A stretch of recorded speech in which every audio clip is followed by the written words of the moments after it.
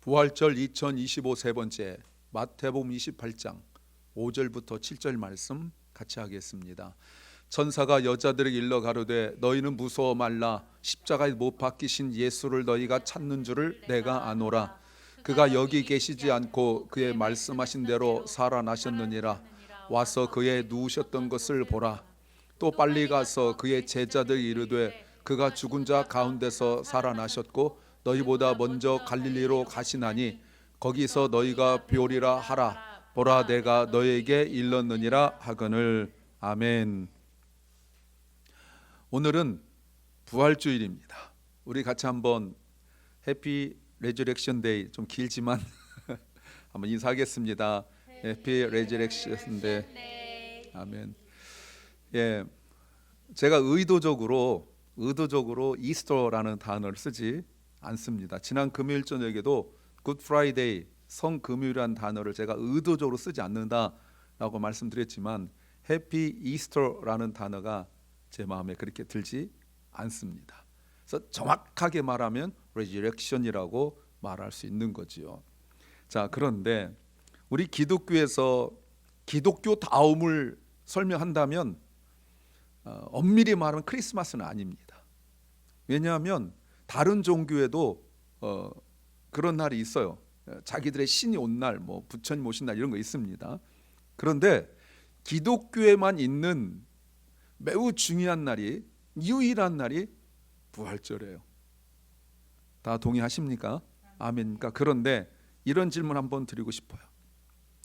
부활이 정말 기독교에만 있는 이야기일까? 어떻게 생각하세요? 이 질문에 어떻게 반응을 보이세요? 어릴 때부터 교회를 다니셨던 분들은, 저도 그렇지만 주일학교를 다니고 또 목사님들 통하여 우리 기독교가 기독교다운 것은 빈무덤이다, 부활이다, 철석까지 믿었습니다. 그런데 놀랍게도 부활이라는 것이 기독교에만 있지 않습니다. 일단 세계적으로 유명한 세 개의 신화를 말씀을 드릴 터인데, 첫 번째가 이집트 신화에 나오는 오시리스입니다. 오시리스는 이집트 신화에서 죽음과 부활을 상징하는 신이에요. 오시리스가 그의 동생 세트한테 죽임을 당하고 그 시신이 조각을 다 찢어가지고 나일강에 집어 던졌는데, 오시리스의 아내 이시스가 그를 열심히 노력하여서 다시 살려서 부활했다라는 것이 이집트 신화에 나와요. 예. 기독교 예수 그리스도보다 훨씬 먼저 나와요. 또 그리스 신화 오르페우스와 에우리디케에서도 마찬가지예요. 음악가 오르페우스가 자기 아내가 죽었습니다. 아내가 에우리디케예요. 자기 아내를 너무 사랑하기 때문에 하데스나 페르세포네를 음악으로 감동시켜서 아내를 살려가지고 나옵니다. 그래서 이것이 부활에 관한 내용이에요. 또 하나, 위에 두 개는 모르더라도 마지막 세 번째는 좀 익숙하실 텐데, 그리스 신화에 시지포스가 나옵니다. 시지포스가 제우스의 미움을 사가지고 죽음으로 지하세계에 내려갔어요. 거기서 꾀를 써가지고 다시 지상세계로 부활을 합니다. 그러나 제우스를 속인 것이 들통나서 시지포스는 언덕 위로 그 돌을 굴려 올렸다가 꼭대기 올라가면 굴러 떨어지고, 꼭대기 올라가다 굴러 떨어지고 하는 시지포스라는 얘기 들어보셨을 거예요. 적어도 세계적으로 유명한 이 세 개의 신화 속에서 드러난 것이 부활입니다. 뿐만 아니라 이렇게 유명하지 않더라도 여러 부족들이나 그리고 나라들, 제가 다 찾아보진 못했지만 정말 많은 곳에서 죽었다가 다시 살아난 부활의 이야기가 계속 많이 있고, 그 인류 역사 속에서 오랜 신화 속에서 이것은 반복적으로 등장하고 있는 이야기이기도 해요. 그래서 어떤 사람들이 이렇게도 말합니다. 그러면 기독교 부활도 그런 사람들이 말하고 있는 신화들 중에 하나가 아닌가 라고 말을 하기도 합니다. 그래서 예수 그리스도의 부활에 대하여 부정적으로 말하고 공격한 사람들이 어떻게 죽은 사람이 다시 살아날 수 있느냐라는 첫 번째, 이런 공격들이 제일 많지요. 성경에도 기록된 내용들이 거의 다 이런 부분이에요. 그런데 조금 더 인문학적 소양이 있고 좀 아는 사람들은 야, 기독교만 있는 것은 아닌데 왜 유별을 떠냐? 적어도 세계적으로 그 아까 말씀드린 세계의 신화뿐만 아니라 여러 부족들 중에서 그 유명한 어떤 누군가는 죽었다가 살아난 사람들 이야기가 많이 있는데 꼭 이것을 마치 오직 기독교에만 있는 것처럼 그렇게 우기는가라고 말을 하는 거지요. 그래서 공격을 하는 거예요. 그래서 부활에 대하여 크게 두 가지예요. 죽은 사람 절대 살아날 수 없다. 또 하나는 기독교만 유별 떨지 마라. 다른 데도 많다. 자, 이런 이야기를 들었을 때에 우리가 뭐라고 대답할 수 있느냐 이 말입니다. 이런 질문 앞에서 그래도 우길 겁니까? 몰라. 그래도 기독교만 있어. 뭐 이렇게 우길 겁니까? 예. 여러분 이제는 예전에는 뭐 그렇게 통할 수 있지만 이제는 그렇게 될 수가 없어요. 인공지능 뭐 이런 것들이 발전하고 발달하고 이런 곳에서 옛날에 구글 정도만 하더라도 굉장한데 이제 인공지능으로 서치를 하게 되어지면 뭐 온갖 자료들을 다 찾아주는 이런 상황들 속에서 그러면 기독교의 부활, 예수 그리스도의 부활이 유일무이하고 그리고 다른 그 신화들과 다른 것이 무엇인가에 관하여 우리가 좀 보려고 합니다. 여러 증거들이 있지만 저는 C.S. 루이스 이야기를 하고 싶어요. 순전한 기독교에서 보시면 이렇게 말했습니다. 예수 그리스도의 부활은 완전한 신화이자 perfect myth 그리고 perfect fact라 이렇게 말했어요.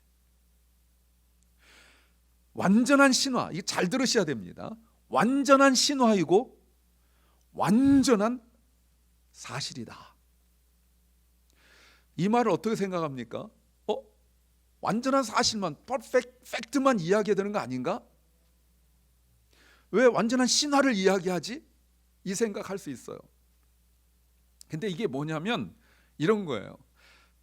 신화에서 주장하고 있는 것은 분명히 다른 신화 속의 신들도 죽었다가 그리고 부활하는 신의 개념, 이 개념 때문에 개념. 그래서 C.S. 루이스는 뭐라고 말하냐면 일반 사람들이 죽었다가 누군가 다시 살아난다는 그 개념조차 없을 때 예수 그리스도 앞에 있는 그 유명한 많은 신화들이 사람들로 하여금 그 만들어져 그 신화 이야기가 사람들에게 어떤 마음을 줬냐면 죽었다가 다시 살아날 수도 있겠구나라고 하는 길잡이 역할을 했다는 거예요. Dying God. 신은 절대 죽을 수 없거든요. 그런데 아까 말씀드린 그런 신화들을 통하여서 신도 죽을 수 있다라는 그 개념을 만들어줬고 그리고 예수 그리스도의 죽으심과 부활에 대하여 거부감 없이 받아들일 수 했기 때문에 그래서 perfect myth, 완벽한 신화라고 말을 하는데 그러면서 다른 것이 무엇이냐면 그 세상에서 만든 신화는 만들어진 이야기지만 그러나 예수 그리스도의 신화는 사실이라는 겁니다. 이게 차이점이라는 거예요. 그래서 C.S. 루이스는 뭐라고 말했냐면 세상에서 말하는 신화는 그림자이고 섀도우, 그리고 성경에서 말하고 있는 그 신화는 분명한 역사적 사실이다라는 거예요. 그러면 이걸 또 하나 해야 돼요. 왜 그러면 세상에서 그런 신화가 만들어졌을까? 그것은 사람들이 갖고 있는 오랜 갈망, 사람이 안 죽고 오래 사는 것에 대하여 그런 갈망이 있는데 설령 죽었다 할지라도 온갖 방법, 온갖 시도를 다 해서라도 살아날 수 있다면 하는 그런 마음, 사실 그렇게 계속 살고자 하는 마음이 우리가 알고 있는 이집트 미라 같은 게 보면 그 왕이 다시 살아날 것에 대한 소망이 있지 않습니까? 그런데 예수 그리스도는 그 죽으심을 그리고 부활을 무엇이냐면 이것은 사람들이 갖고 있던 오랜 갈망의 리얼리티, 사실, 실제라고 보여진 거예요. 그러면 이제 우리가 확인을 해야 되잖아요. 정말인가? 신화들에서 나오는 것처럼 많은 그 이야기들 속에 나와 있는 그 만들어진 이야기가 아니라 이게 정말 역사적인 퍼펙트 팩트라면 그러면 그것을 어떻게 볼 것인가? 그것이 바로 오늘 마태복음 28장이에요. 예수 그리스도의 부활의 역사적 현장 우리가 보여주고 있습니다. 1절 보세요. 1절에서 안식일이 다하여 가고 안식구 첫날은 주일입니다. 오늘 주일이에요. 되려는 미명에 이른 아침에 막달라 마리아와 다른 마리아가 무덤을 보려고 왔다라고 말하고 있습니다.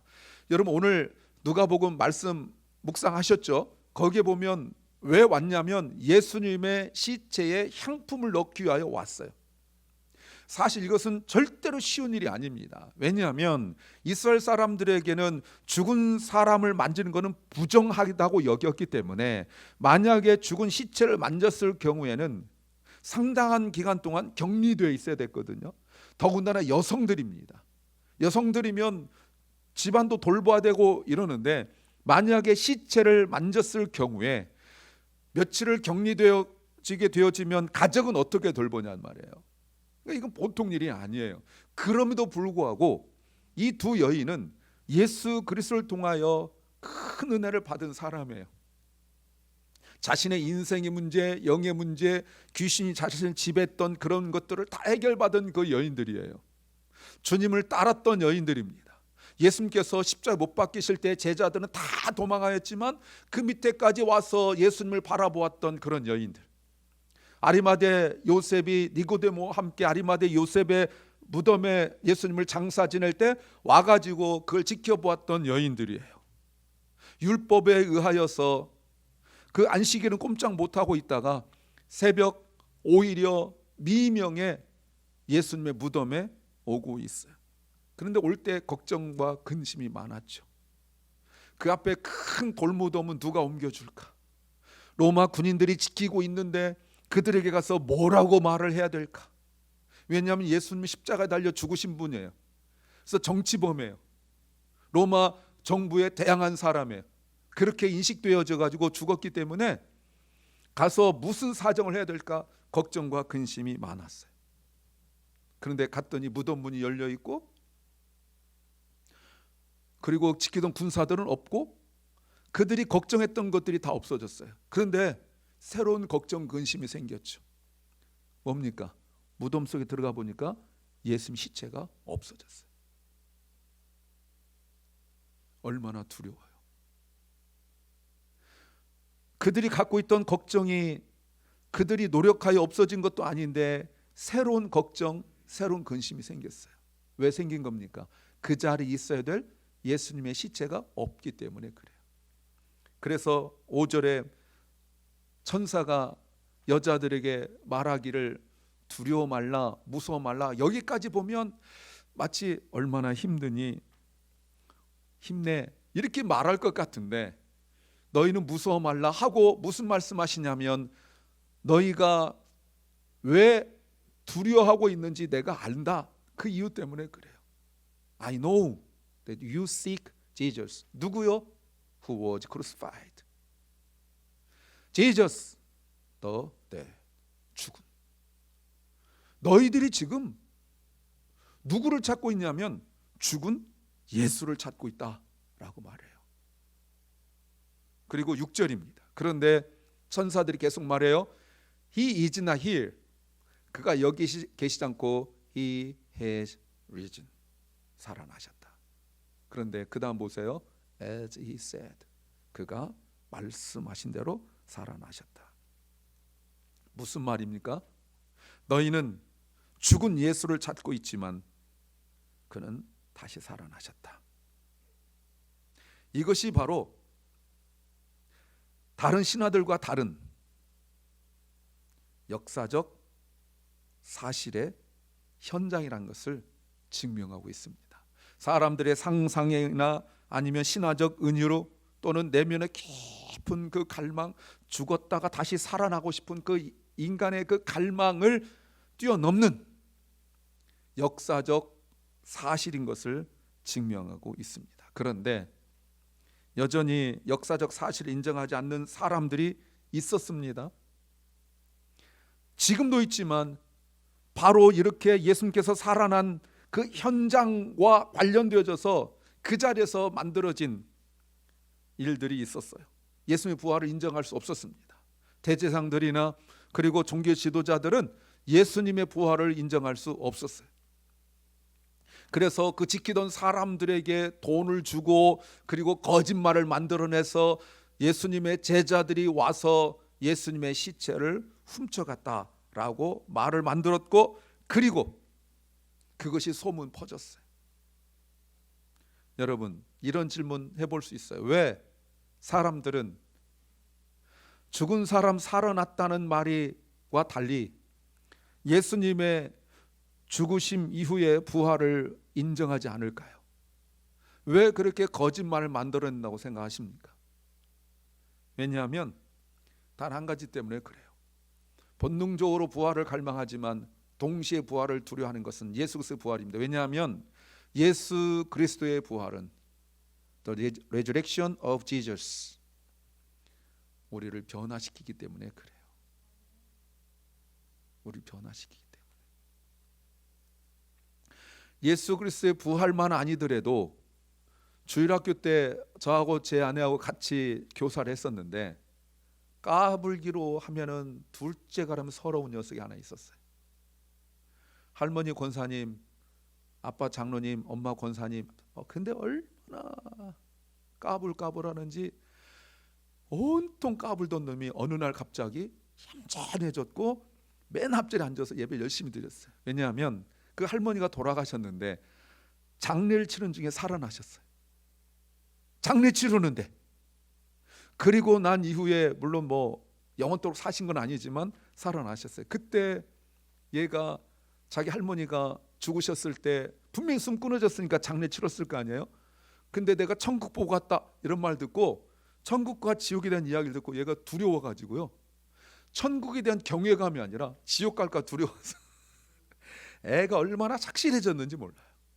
보세요 여러분, 할머니가 돌아가셨다가 다시 살아난 것만 가지고도 애가 변하는데, 예수 그리스도의 부활은 우리를 완전히 변화시킨 줄로 믿습니다. 그래서 부활을 경험한 제자들이 변화되어졌고, 예수님을 핍박하고 예수 믿던 사람들 핍박하던 사울이 변화되어져서 부활하신 예수를 만나고 난 이후에 그의 전 인생이 변화되어졌고, 지금까지 우리가 오늘까지 오는 것은 다른 것이 아니라 예수 그리스도의 부활의 역사 때문인 줄로 믿습니다. 그래서 부활은 단순히 사람들의 희망 또는 갈망 정도가 아니라 우리의 자아와 우리의 교만과 우리의 두려움과 그리고 우리의 죄를 깨트리시는 사건이 되었기 때문에, 우리가 지난 금요일에 우리가 십자가를 딱 맞닥뜨렸을 때에 내가 얼마나 이기적이고 셀피시한지를 드러나게 된다면, 예수 그리스도의 부활하심으로 말미암아 나의 모든 교만과 자아와 죄와 그리고 나의 이기심이 다 깨트려지고 새로운 자, 뉴 에이고로 다시 태어나는 줄로 믿습니다. 이것이 바로 부활의 역사예요. 그래서 세상에서는 다른 거는, 크리스마스는 다 같이 축하하고 이러면서도 부활은 축하하지 않는 것은 바로 그런 것 때문에, 자기들은 모르지만 그 부활을 인정하지 않도록 마귀 사탄이 그 마음속에 역사함으로 말미암아 부활에 대하여 인정하지 못하게 만들어버려요. 왜? 부활하신 예수님 만나면 변화되기 때문에 그렇습니다. 그래서 당시 제사장들이, 종교 지도자들이 거짓말을 하여서 예수 그리스도의 부활을 부정하였던 것은 그들이 부활을 모르기 때문이 아니라 부활의 능력을 알기 때문에 그렇습니다. 부활의 능력을 알기 때문에 그래요. 그래서 부활의 능력은 바로 empty tomb, 빈 무덤에 있어요. 그 빈무덤을 경험한 사람은 변하지 않을 수 없고, 빈무덤을 예수 그리스도의 부활을 경험한 사람은 반드시 변화되어지는데, 성격 개조 정도가 아니라 그의 전 인생이 주께로 향하게 되어지는 놀라운 역사, 자신의 전 인생을 하나님께 다 헌신하고 드릴 수 있는 변화가 바로 부활에서부터 시작되기 때문에 그렇습니다. 오늘날도 마찬가지예요. 우리 그리스도인이라고 말하는 사람들이 이 부활을 그저 많은 절기 중에 하나로 착각하고 살아가요. 익숙해요. 그러나 실제로는 죽음보다 더 센 현실 때문에 그런 거예요. 부활을 믿냐고 물어보면 믿는다고 말합니다. 그런데 이 죽음보다 더 센 현실 앞에서 굴복해요. 그 현실이 다양한 모습으로 나옵니다. 돈과 권력의 강함으로 나타납니다. 그리고 질병과 고통, 또 실패의 두려움, 인정받지 못한 억울함, 그런 것들이 부활의 능력을 삼켜버려요. 그럼 어떻게 될까요? 빈 무덤이 아니라 계속 여자들처럼 빈 무덤 안을 살피면서 죽은 예수를 만나려고 해요. 죽은 예수를 만난 사람과 산 예수를 만난 사람의 차이가 뭔지 아십니까? 죽은 예수를 만난 사람들은 교회를 다니면서도 자기가 뭔가 계속 주님을 위하여 뭘 한다고 자꾸 착각해. I will do for Jesus. 여자들처럼 와가지고 향품이라도 넣어야지, 여자들처럼 와서 예수를 내가 찾아야지, 내가 와가지고 뭘 정리해야지 라고 자꾸 I will do for Jesus, 자꾸 뭔가 예수를 위하여 뭔가 한다고 자꾸 착각하는 거예요. 그러나 부활하신 예수를 만나게 되어지면 내가 예수를 위하여 뭘 한다고 착각하는 것이 아니라 예수님이 나를 위하여 하신 일에 감사하고 감격하고 내 자아가 깨져서 그 주님 앞에 내가 굴복하고 주님만 경배하게 되는 것입니다. 그래서 나머지 인생을 뭐라고 말해요? 은혜다라고 말하는 거예요. 이게 달라요, 여러분.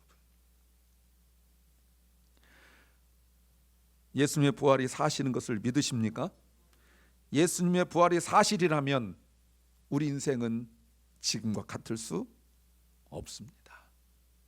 예수님의 부활이 사실이라고 믿으면서도 우리 삶이 변하지 않는 것은 자꾸 이론과 그리고 이론으로 받아들이거나 아니면 애써 외면하기 때문에 그렇습니다. 그러나 예수 그리스도는 분명히 부활하셨습니다.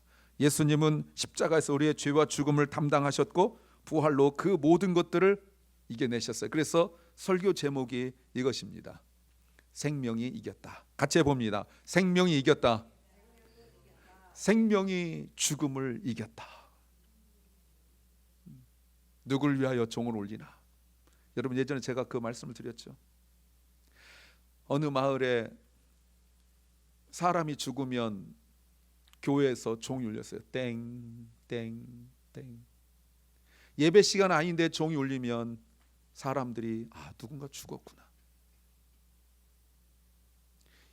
누굴 위해 종을 울리나? 누굴 위해 종을 울린 거예요? 죽은 자를 종이 울려요. 근데 뭐라고요? 죽음아, 죽음의 종아, 이제 죽음이 너를 위하여 종을 울릴 것이다. 이게 우리 기독교 신앙이에요. 종은 마치 자기는 아무것도 아닌 양, 땡땡땡, 자기는 죽음과 관계없는 양, 땡땡땡땡, 누구 죽었어 누구 죽었어 누구 죽었어 라고 말하지만 죽음아, 너도 죽을 것이다. 죽음이 죽게 될 것입니다.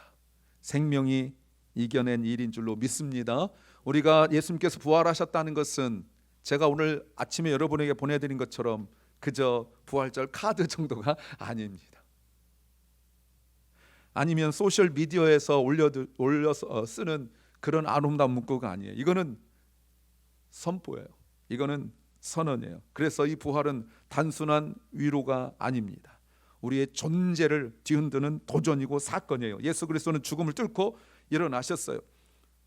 예수 그리스도의 죽으심과 부활은 신화적인 것에 대한 희망이 아니라 역사 속에서 일어난 구원의 사건인 줄로 믿습니다.